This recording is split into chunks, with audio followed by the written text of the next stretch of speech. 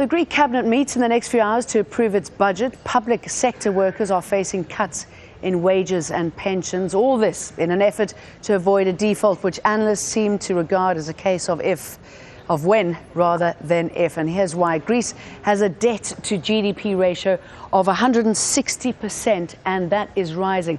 In simple English, that means that the country owes much more money than it earns. Now compare that to one of the stronger Eurozone countries, Germany, whose debt to GDP ratio is around half of that, at just 80%. Then there's another problem. The Greek economy is in a deep recession. It shrank by 7.3% in the second quarter of 2011. In comparison, Germany is growing, albeit by only 0.1%. And the result of this combination of high debt levels and an economy in reverse, the rate on Greek two-year bonds is a massive 65%. This is the interest it pays on its debts. In comparison, Germany's rate is less than 1%. Vanessa Rossi, an economic advisor to Oxford Analytica, says Greece is making, if it is to make progress, it needs to make some changes pretty quickly. Well, I think from the very beginning of this crisis, it was clear that Greece would have a problem to ever repay this debt mountain. And so the question all along has been to progress with an orderly form of restructuring. The European Commission prefer to call this reprofiling, and to avoid the technical implications of defaults. And this is actually extremely useful. So in a sense, we're playing a game to prolong this in order to avoid an even worse situation.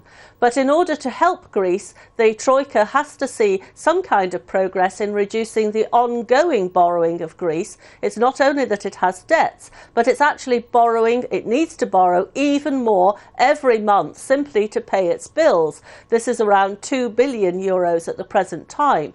And so you see the difference between Greece being in a difficult position or an easier position. It means Greece is spending around 8 to 9 billion euros each month. It's bringing in revenues of 7 to 8, but it's got to close that gap. And now doing so is very difficult. I mean, Greece is probably the best example we have of how fiscal austerity can actually produce perverse results. The economy's sinking, the tax revenue's sinking, and the government is pushing on a piece of string to try to raise the tax revenue.